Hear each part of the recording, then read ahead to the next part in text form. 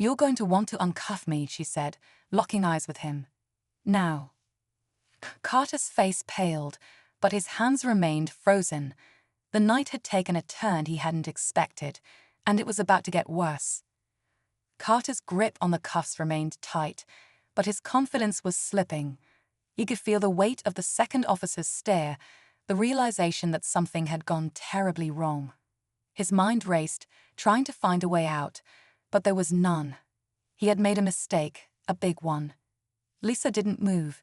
She let the silence stretch between them, watching Carter's reaction closely. Would he double down, try to justify what he'd done, or would he accept that he'd just put himself in a position he couldn't walk away from? The second officer, Davis, cleared his throat. "Carter, I think you should listen to her." His voice was careful, but there was an urgency behind it. Carter hesitated for a second longer before finally reaching for the key. The cuffs clicked open, and Lisa pulled her wrist back, rubbing the spot where the metal had pressed into her skin. Her face remained calm, unreadable, but inside, she was already piecing everything together. She could have let it go right there. Could have walked away, let Carter drown in his own guilt. But she wasn't just a cop, she was a leader. And leaders didn't ignore problems. They faced them head-on. Lisa turned to Davis. "Call the watch commander, now." Carter's head snapped up. "That's not necessary." "Excuse me," Lisa interrupted, her voice sharp now. "You detained a law-abiding citizen, failed to state a valid reason, and attempted to escalate a situation that never should have happened. And now you're telling me what's necessary." Carter's mouth opened, but no words came out. He looked around as if searching for an escape, but there was none. Davis pulled out his radio, stepping aside to make the call.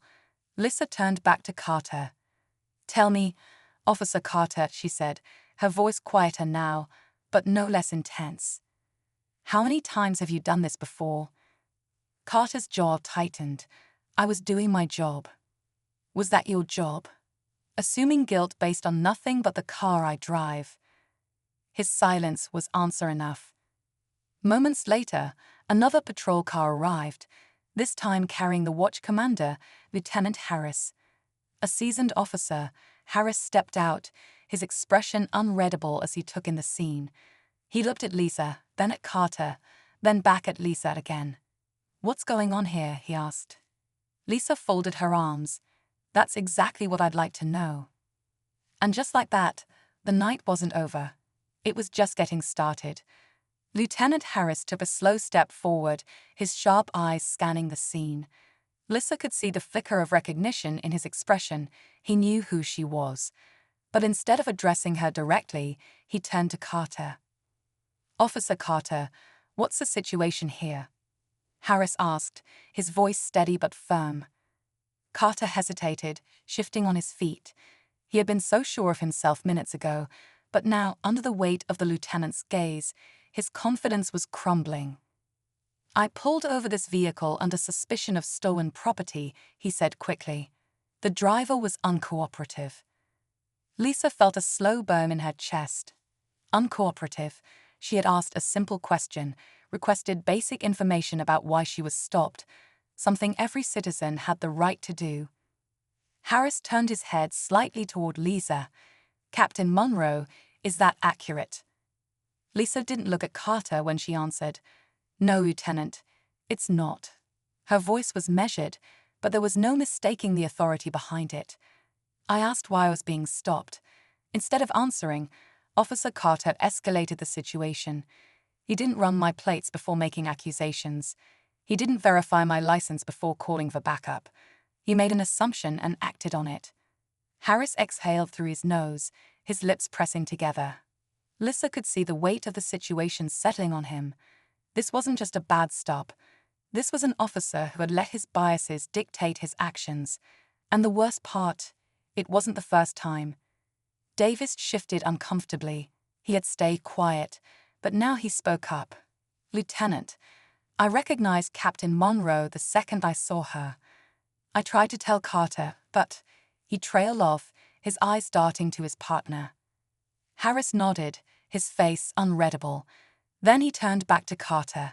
Did you run her plates? The night was quiet, the city lights reflecting off the sleek black luxury car as it cruised down the street. Inside, Captain Lisa Monroe, a high-ranking officer with over 15 years on the force, was on her way home after a long shift. She had spent the day overseeing a community outreach program, something she was passionate about, building trust between law enforcement and the people they served. But tonight, she was about to experience firsthand the very issue she had dedicated her career to fixing. As she pulled up to a red light, flashing blue and red lights suddenly filled her rearview mirror. A patrol car. Lisa's brow furrowed. She hadn't been speeding, hadn't run a light, hadn't done anything wrong. Still, she calmly signaled and pulled over, her training kicking in. But as soon as the officer stepped out of his vehicle, she could tell this wasn't going to be a routine stop.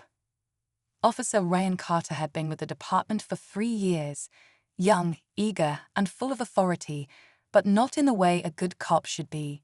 He had a reputation, one Lisa had heard whispers about but had never seen for herself. He approached her car with a hardened expression, one hand resting on his belt. License and registration, he barked before she could even greet him. Lisa, keeping her voice steady, reached for her purse. May I ask why I'm being stopped, officer? Carter's eyes narrowed. He glanced at the luxury car's interior, then back at Lisa, as if trying to put a puzzle together that didn't quite fit. Just hand over your license, he snapped. Lisa exhaled slowly, keeping her composure. She had been in situations like this before, not as a suspect, but as someone who had investigated complaints about officers like Carter. Still, she complied, handing over her ID.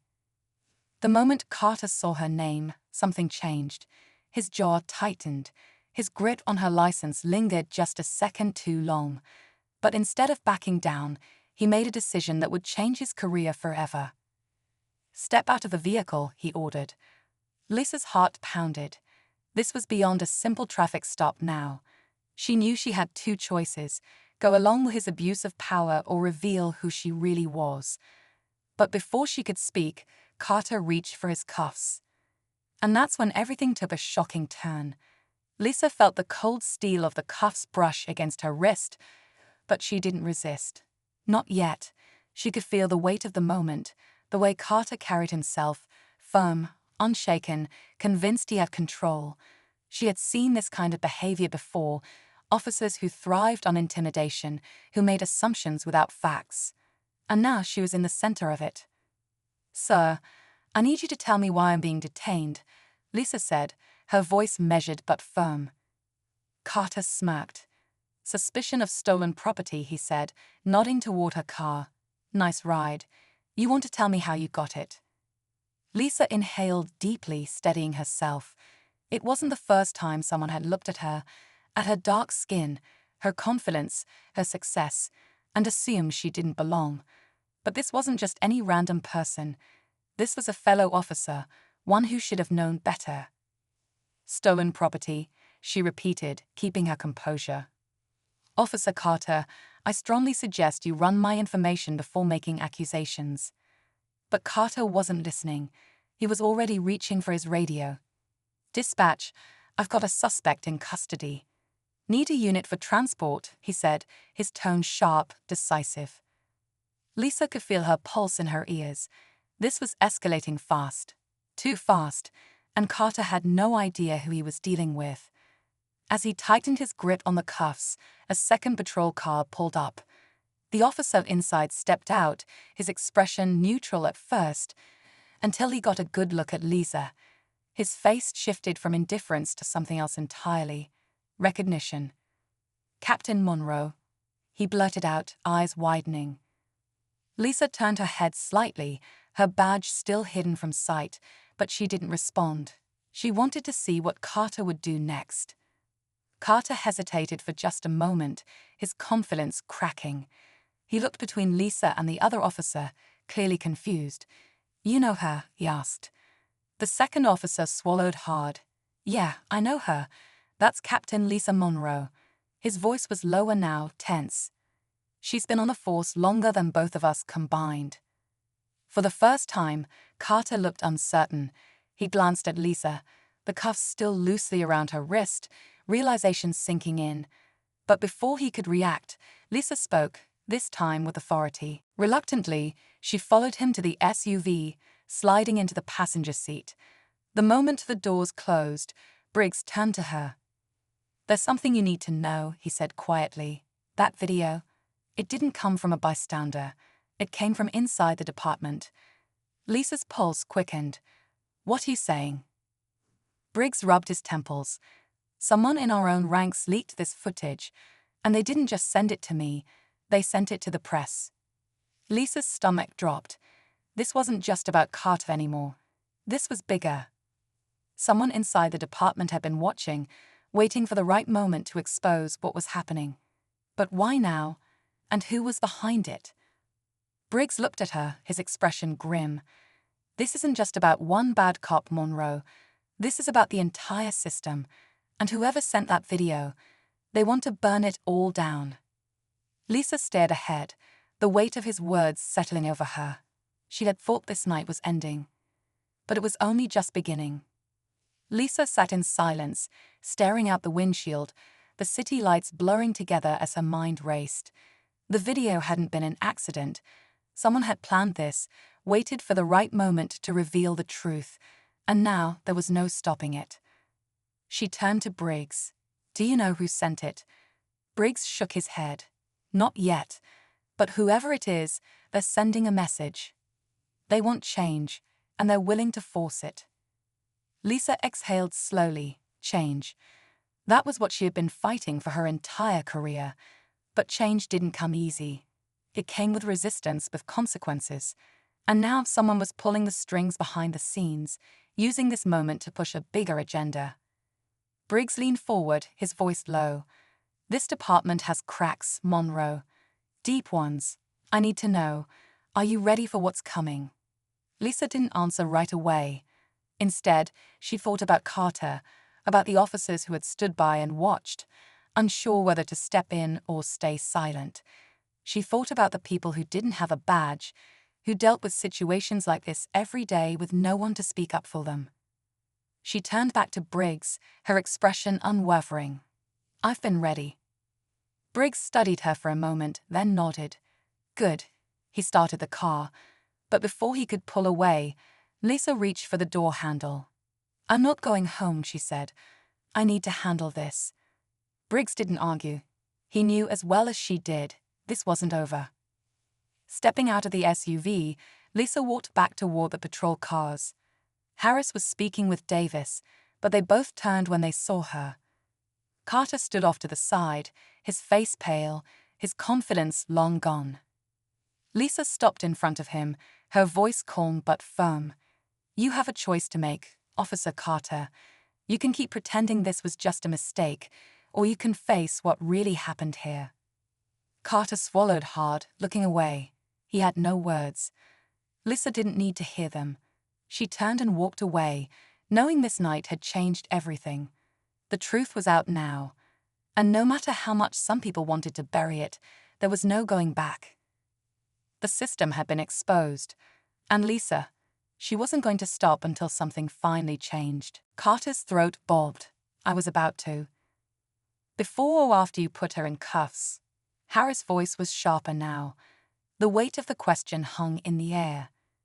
Lisa could see the panic creeping into Carter's face, the realization that there was no way out of this, no excuse he could make. A tense silence followed. The street was quiet, the only sound the distant hum of traffic. And then, just when the tension couldn't get any thicker, Harris reached for his radio. Lisa didn't look away. She knew what was coming next. Carter did too. This wasn't just about one bad stop anymore. This was about something bigger, something that couldn't be ignored. Harris brought the radio to his lips, but before he could speak, another voice cut through the night. "That won't be necessary." Everyone turned as a dark SUV rolled up to the scene, its tinted windows gleaming under the streetlights. The door opened, and out stepped Deputy Chief Alan Briggs. Lisa's stomach tightened.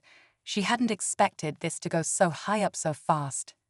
Briggs was an old-school cop, the kind who didn't like problems making their way to his desk. If he was here, it meant this situation had already caught the wrong kind of attention, and judging by the tight look on his face, he wasn't happy about it. Harris lowered the radio. "Chief, I." Briggs lifted a hand, silencing him. His eyes swept over the scene, pausing on Lisa. "Captain Monroe," he said, his voice calm but weighted. "Are you all right?" Lisa nodded. "I'm fine," but the tension in her jaw told a different story. Briggs turned to Carter, his expression unreadable. "And you?" Carter straightened his shoulders, trying to regain some of the authority he had lost. "I was conducting a routine stop, sir." Briggs stared at him for a long moment before exhaling through his nose. "Is that so?" His voice was quiet, almost too quiet. Lisa watched the shift happen in real time. Carter had thought he was in control of this situation, but now, standing in front of a deputy chief and a lieutenant, with his actions being questioned, reality was hitting him hard. Then Briggs did something no one expected. He pulled out his phone, tapped the screen a few times, and held it up. A video began playing. Lisa's breath caught in her throat. It was footage, clear, high-definition footage, of the entire traffic stop. From the moment Carter had approached her car to the second he had tried to cuff her. Every word, every action captured from multiple angles. Carter's face drained of color. Lisa's mind raced. Who had filmed this? Was it a bystander? Someone monitoring police activity? Or was it something else? Briggs let the video play a few seconds longer before lowering the phone. "This was sent to me 20 minutes ago," he said, his voice sharp. "And now it's spreading." Lisa knew what that meant. This wasn't just about one officer's bad decision anymore. This was about public perception, department accountability, and a situation spiraling out of control. And the worst part, it wasn't over yet. Carter stood frozen, his eyes locked on the phone in Briggs' hand. The weight of the situation was finally sinking in. This wasn't just an internal issue anymore. This was public. The kind of public that couldn't be covered up or ignored. Lisa didn't look away. She wanted to see it, the exact moment Carter realized his career was hanging by a thread. But before she could speak, Briggs slid his phone into his pocket and turned to her. "I need you to come with me," he said, his tone unreadable. Lisa's brows lifted slightly. "Excuse me." Briggs glanced at Harris and Davis. "Clear the scene, now." Harris hesitated but gave a quick nod, signaling Davis to step back. Carter, still rattled, stood rigid, his jaw clenched so tight Lisa thought it might crack. He didn't dare say a word. Lisa straightened, crossing her arms. "With all due respect, Chief, I have every right to be here. I was the one unlawfully detained." Briggs exhaled sharply, his voice lowering. "I understand that, but there's more going on here than you realize." Lisa narrowed her eyes. "More." Briggs didn't answer. Instead, he motioned toward the SUV. "We need to talk, off the record." Lisa hesitated. Every instinct told her not to trust the situation, but there was something in Briggs' face, something she'd never seen before. Concern, and maybe even fear.